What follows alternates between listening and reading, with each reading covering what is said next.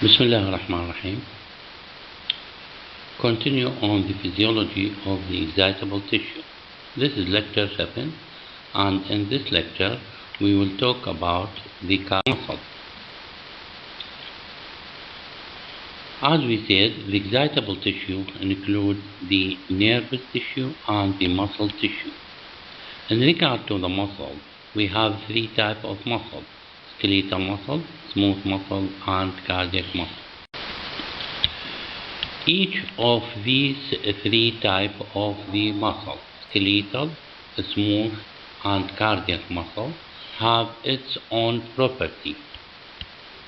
And these properties may be shared in more than one type of muscle. For example,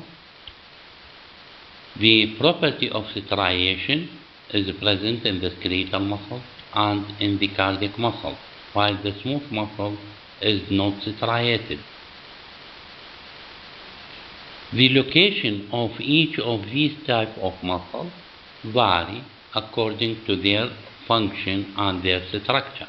For example, the skeletal muscle is present all over the body and it is responsible for locomotion, that is to say, the movement of the body. While the visceral smooth muscle is responsible for movement of content of that viscera, so they are present in all the visceral tissue.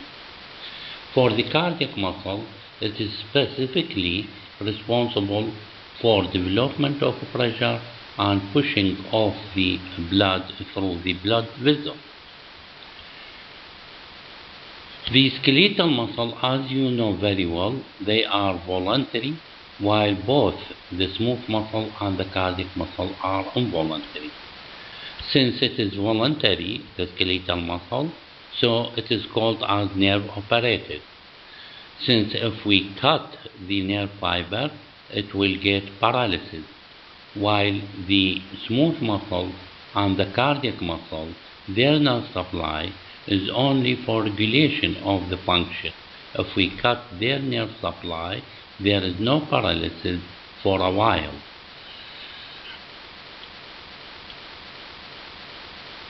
Accordingly, the skeletal muscle is supplied by somatic muscle nerve fiber, and the smooth muscle and the cardiac muscle are supplied by autonomic nerve fiber, that is to say, the sympathetic and parasympathetic nerve fiber. Accordingly, since the skeletal muscle are nerve operated and they are supplied by somatic nerve fiber, then they are called as neurogenic. So they do their function following a stimulus in their nerve supply, while both the smooth muscle and the cardiac muscle are called as myogenic, which means that they have innate property of contraction without their nerve supply. This is depending on the unstable resting membrane potential, presence of the pacemaker, and so that they have the ability to develop their action potential and followed by contraction. Generally speaking, the skeletal muscles are bulky, that is to say, very large in number, very large in the size, and the smooth muscle is present as a sheath, while the cardiac muscle is present in one single organ, that is the heart, so it has a characteristic shape and size. The skeletal muscle, as we said in the previous lecture, is very long muscle fiber, and they may reach 40 centimeters in length like that of the quadriceps muscle, while the smooth muscle are small muscle fiber, muscle cells, and the cardiac muscle are branching and interdigitating. The skeletal muscles are surrounded by membrane, and this membrane isolates each muscle fiber from the adjacent one, while the Smooth muscle and the cardiac muscle have another property, that is the electrical and mechanical connection, which means that especially in the certain type of smooth muscle, which is called as unitary smooth muscle, they are electrically and mechanically connected, so that if we do excitation of one single muscle fiber, it will be spread all over the organ, like that of the detrosal muscle in the bladder. Also, the cardiac muscles are connected with each other electrically and mechanically, and accordingly, the heart as a whole are acting as one single unit, which is called as single syncytium. We cannot say that the cardiac muscle as a whole, because the atria are separated from the ventricle, so both ventricles will contract at the same time, while the arterial muscle are separated from that of the ventricular muscle by fibrous tissue, so the contraction of the atria is separated from that of the ventricle.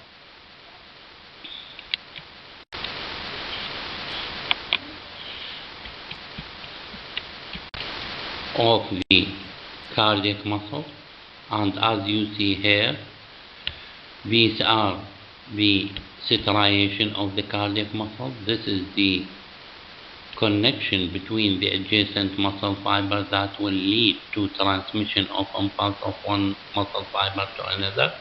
This diagram also shows the branching and the interdigitation of the cardiac muscle fiber, and these are representing the intercalate disc.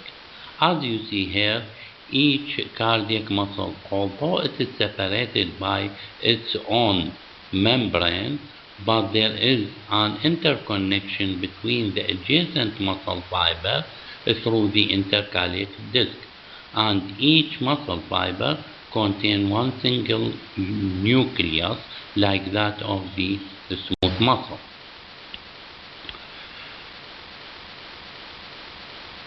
We can illustrate the different properties of the cardiac muscle as, firstly, the striation, which is similar to that of the skeletal muscle, branching and interdigitation. And this is very important to make the cardiac muscle as a meshwork in order to develop high pressure within the ventricle and through the pushing of the blood through the big blood vessel. And as you see here, each single muscle fiber is completely separated from the surrounding by its own membrane, but this membrane is connected with the adjacent muscle through the intercalate disc, which is representing the electrical and mechanical interconnection between the adjacent muscle fiber. These cardiac muscles are involuntary, like that of the skeletal muscle, so we call it as myogenic property and nerve regulated.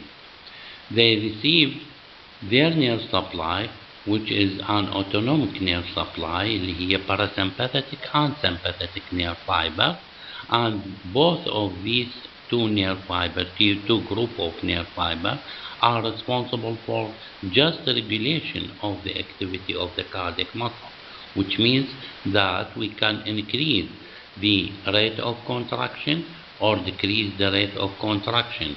We can increase the force of contraction and decrease the force of contraction through the stimulation of the sympathetic and parasympathetic nerve fiber. This is a diagram representing the striation in the cardiac muscle, and as you see here, this is the dark band, this is the light band, and this is the nucleus of the cardiac muscle. As we said, they are branching and interdigitating. This cardiac muscle has similar sarcoplasmic reticulum to that of the skeletal muscle, but they are not well developed like that of the skeletal muscle. If we talk about the sarcoplasmic reticulum, it is well developed in the skeletal muscle, less than that in the cardiac muscle, and it is poor developed sarcoplasmic reticulum in the smooth muscle. Another property of the cardiac muscle, as we said, the intercalated disc, and this is representing the attachment between the cardiac muscle fiber and the adjacent muscle fiber, cardiac muscle fiber, and it is representing in electrical and mechanical connection. This intercalated disc is present at the Z line, and this intercalated disc represents a very low resistance against transmission of electrolyte in between the muscle fiber, so that if we do excitation of one cardiac muscle and there is entrance of sodium inside this cardiac muscle, sodium can pass from this cell to the adjacent one, so that it will produce excitation of the adjacent muscle fiber. Accordingly, all the cardiac muscle in single ventricle are acting as single syncytium, single unit, and it follows a rule or law.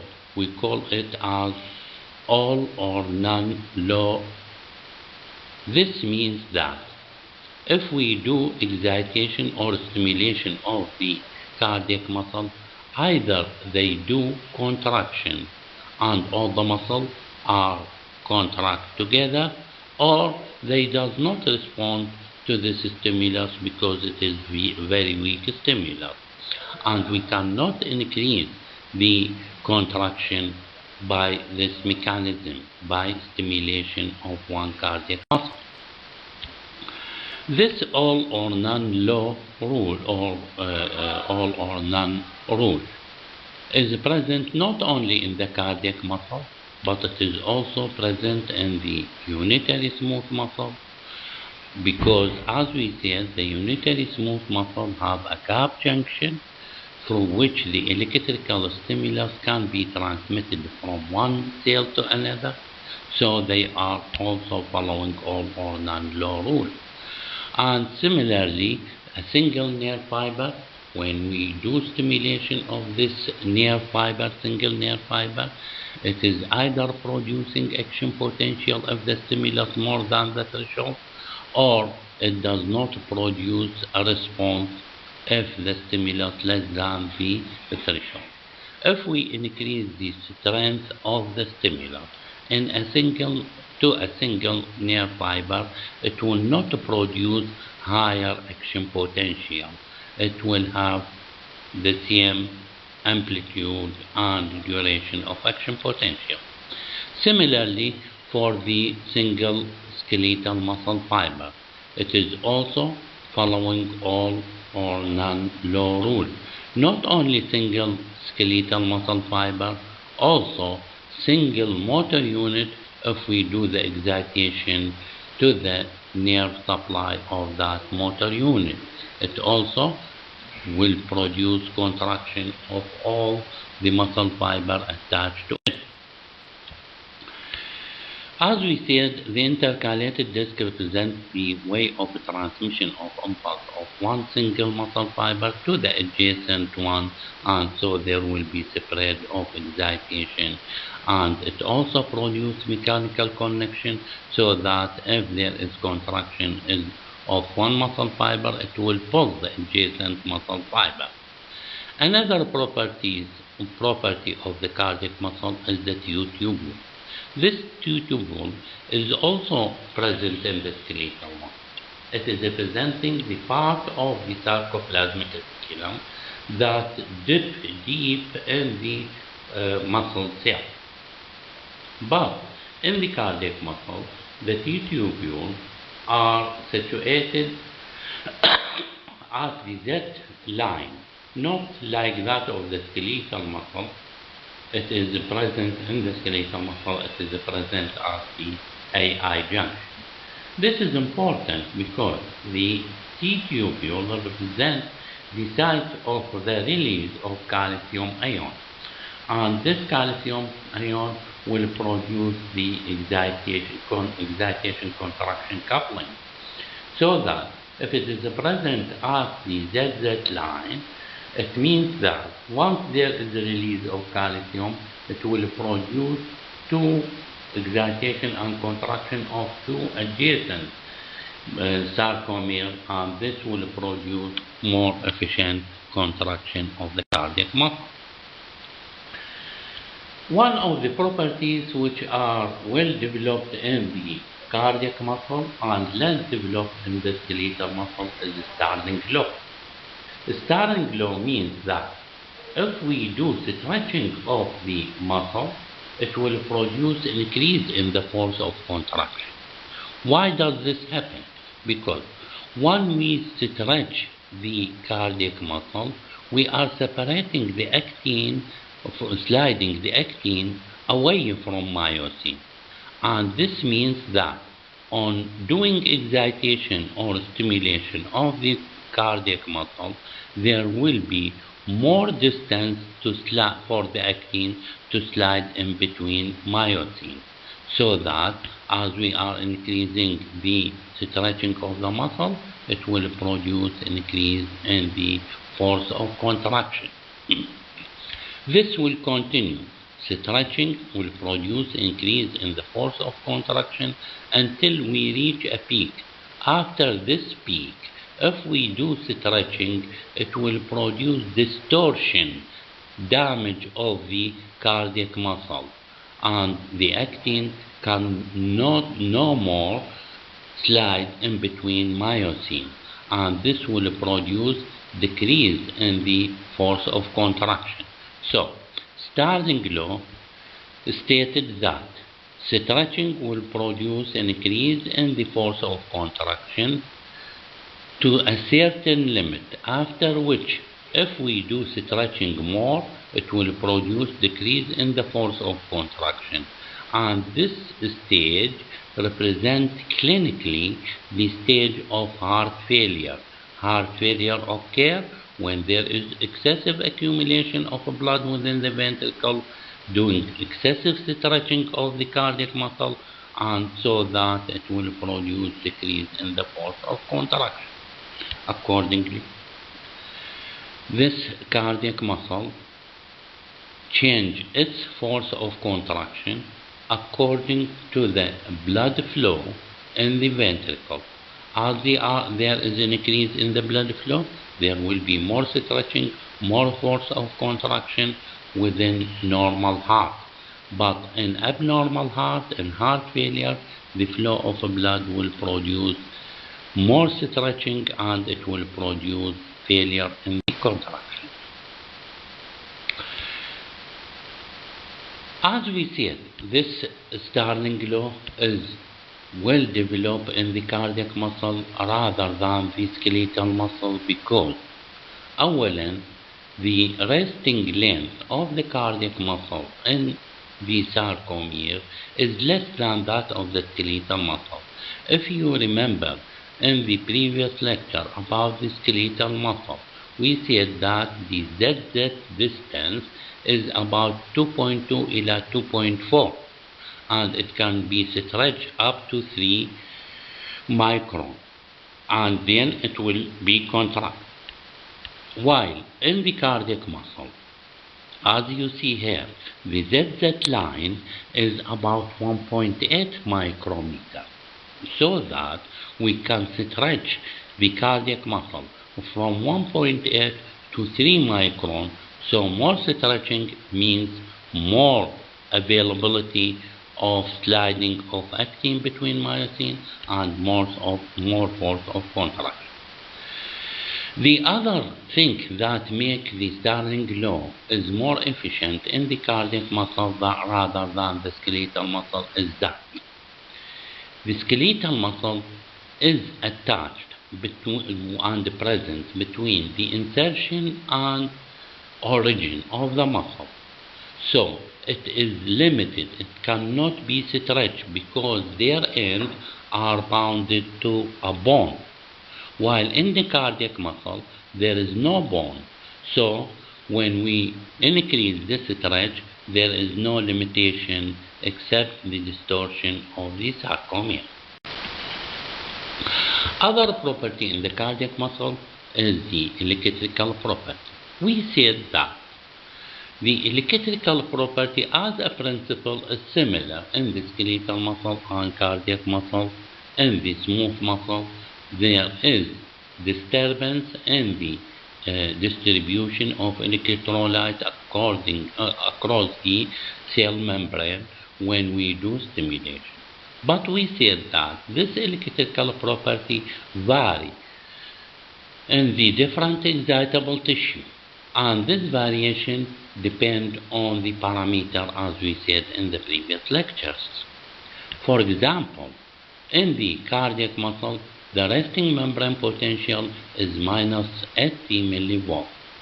If we compare it with that of the nerve fiber, we said that the nerve fiber have a resting membrane potential between minus 70 and minus 90 millivolts, so that it have different value of the resting membrane potential. Although the cardiac muscle, like the skeletal muscle, in order to do contraction, it should be preceded by action potential. But the action potential in the cardiac muscle have different property from that of the skeletal muscle. It has very prolonged duration, about 150 to 150 to 250 milliseconds. Very long duration. As if you remember, when we talk about the action potential duration in the nerve fiber, it is about 4 milliseconds, while in the skeletal muscle about 10 milliseconds. In the cardiac muscle, it is about 150 to 250 milliseconds. So it is very prolonged. Why does it prolong? Because there is what is called as a plateau.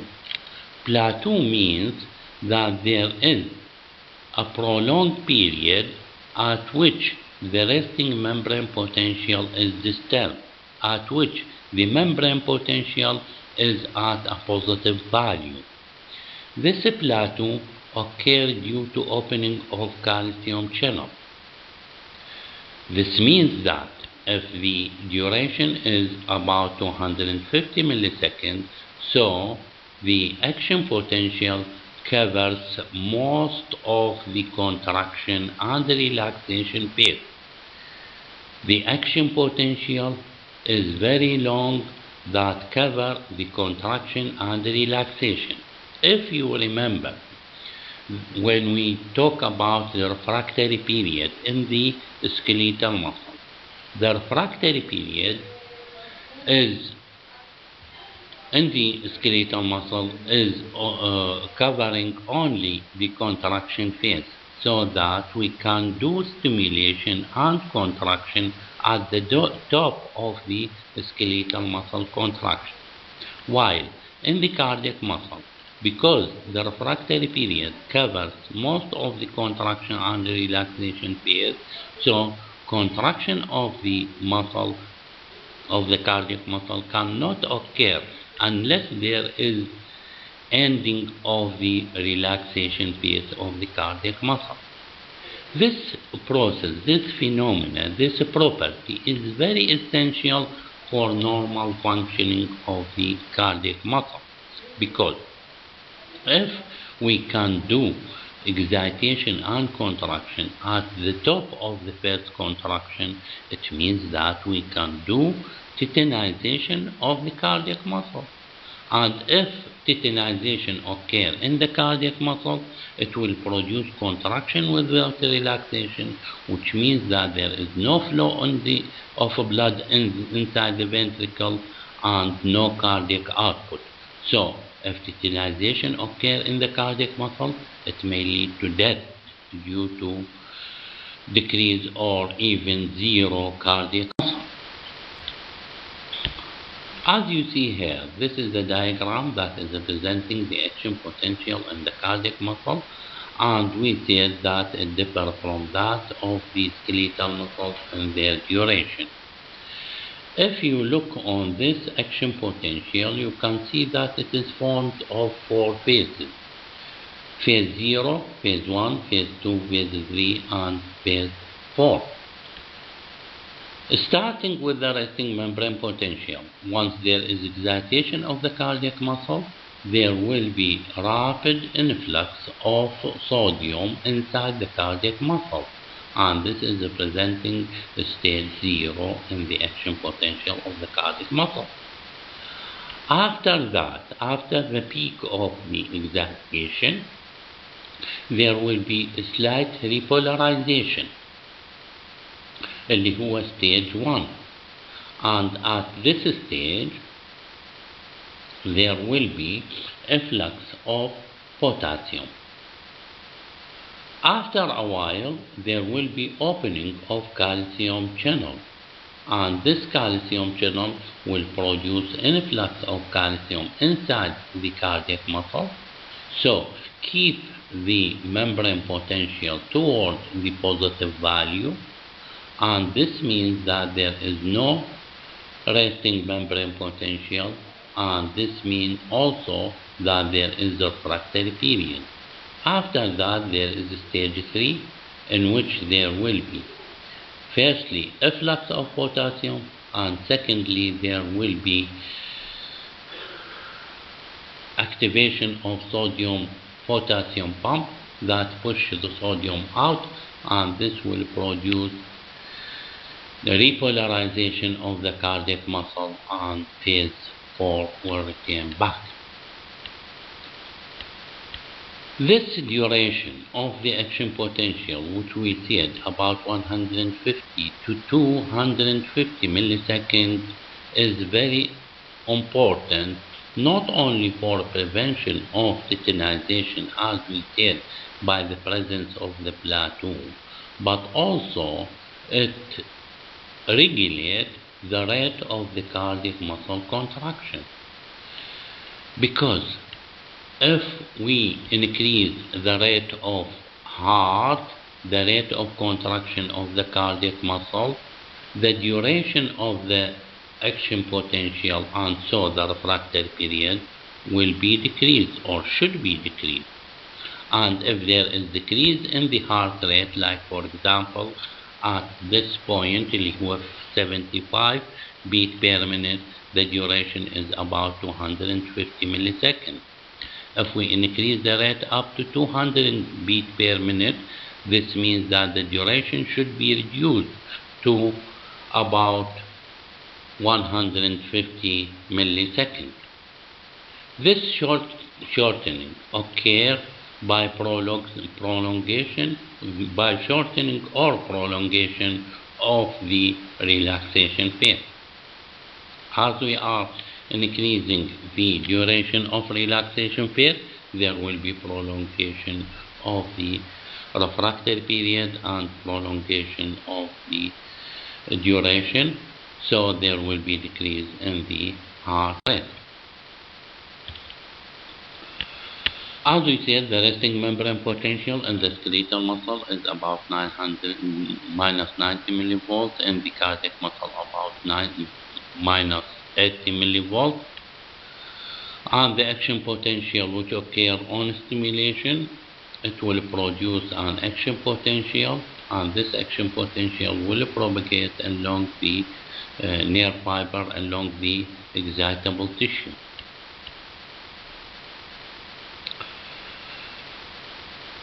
This is a review about the action potential, and as you see here, this action potential contains the depolarization phase, and then followed by plateau, and then repolarization phase. So the action potential covers most of the simple muscle twitch or the contraction of the muscle. These are the different phases of the cardiac muscle. Phase 0, in which there will be influx of sodium. Phase 1, when there is influx of potassium. Phase 2, when there is influx of calcium ion. And for phase 3, when there is, in addition to influx of potassium, there will be activation of the sodium-potassium pump that push sodium outside the cardiac muscle and produce resting membrane potential.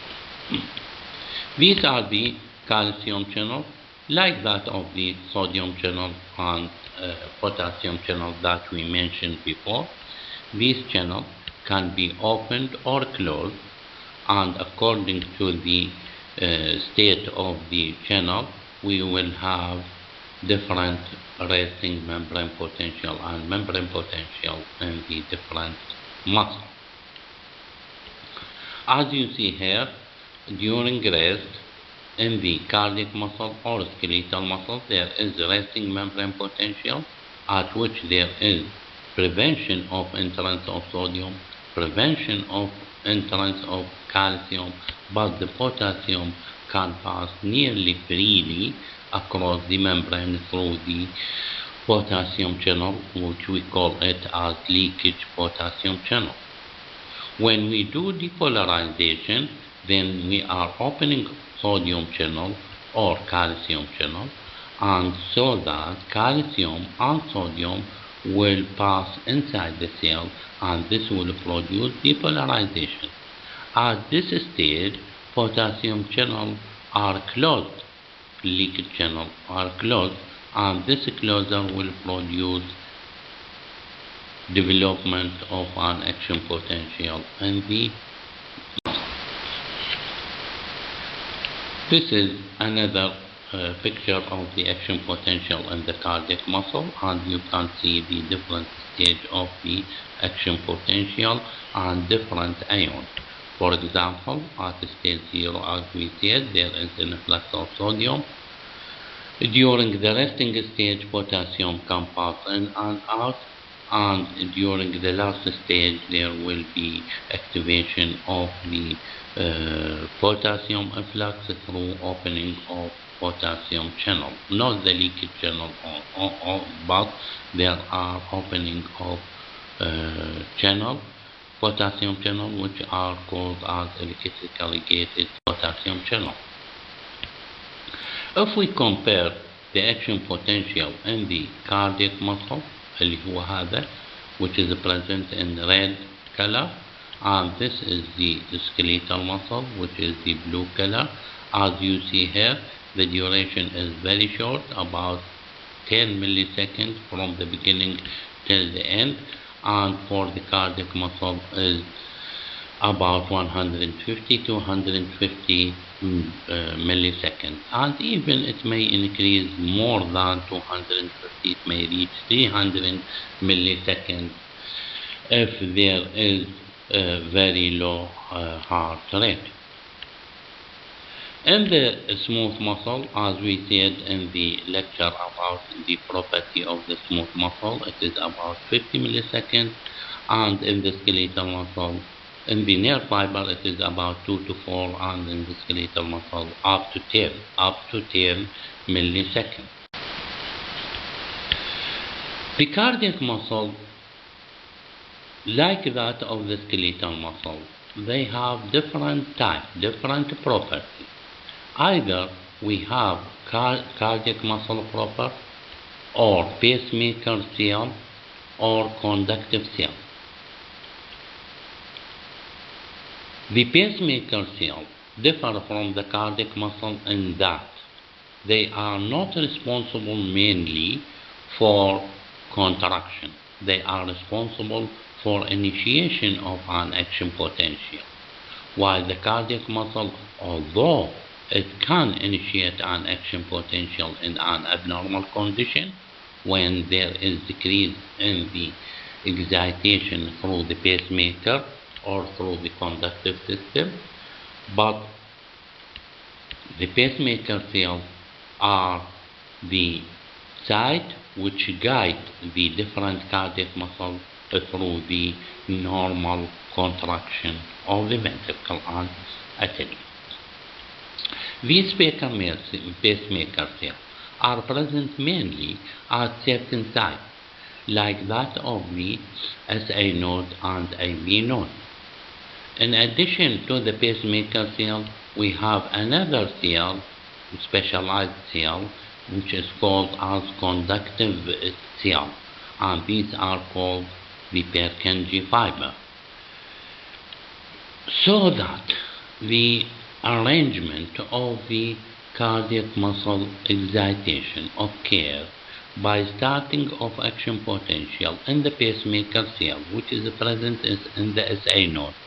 Then the impulse will travel through the atria, reaching the atrioventricular septum, which contain only fibrous tissue, cannot transmit the electrical activity to the ventricle, and at the junction between the atria and ventricle we have another node which is called the AV node, and they are excited following the excitation or stimulation of the SA node, and then from the AV node the impulse will pass down through the Purkinje fiber to the different cardiac muscle and contraction will occur. Even we have three type of cardiac muscle. Cardiac muscle proper, and they are responsible for contraction. Their action potential is very wide duration, and it contains 4 stages. The pacemaker cell, which is present in the SA node and the AV node, they are modified cells. They does not produce contraction. They initiate an action potential. The initiation of action potential occurs firstly by decreased efflux of potassium. Potassium will be increased inside the cell, and this increase in the potassium ion will shift the resting membrane potential from -80 to -60, -50, and at this time there will be opening of calcium channel, and this calcium channel will produce influx of calcium inside the pacemaker cell. So it will shift the resting membrane potential toward the firing level, and action potential will occur in the pacemaker cell. Firstly, as you see here, the action potential of the pacemaker cell does not have the plateau and does not have the 4th stage of action potential in the cardiac muscle proper. Next, this calcium channel is different from that of the plateau calcium channel. These are called CAT, which means transient calcium channel.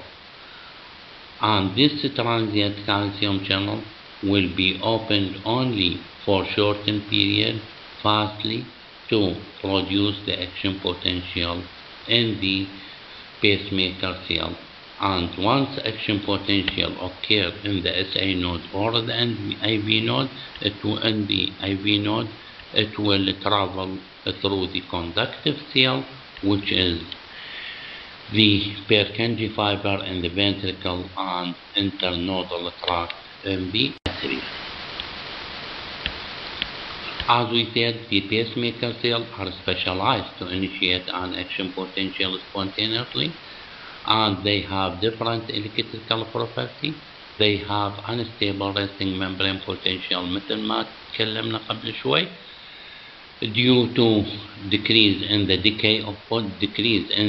efflux of potassium and increase in the influx of calcium through the transient calcium channel. And the pacemaker action potential is different from that of the action potential in the cardiac muscle, and this occurs due to the difference in the permeability against potassium channel. It will be variable it starts with rapid efflux of potassium, then followed by decrease in the efflux of potassium, shifting the resting membrane potential to the degree that will open transient calcium channel, and calcium influx will shift the resting membrane potential to the firing level, and action potential will occur. For the force of the contraction of the cardiac muscle, this force of contraction, as we said, it can be increased. One, by the Starling law that we mentioned before. More stretching produces more force of contraction.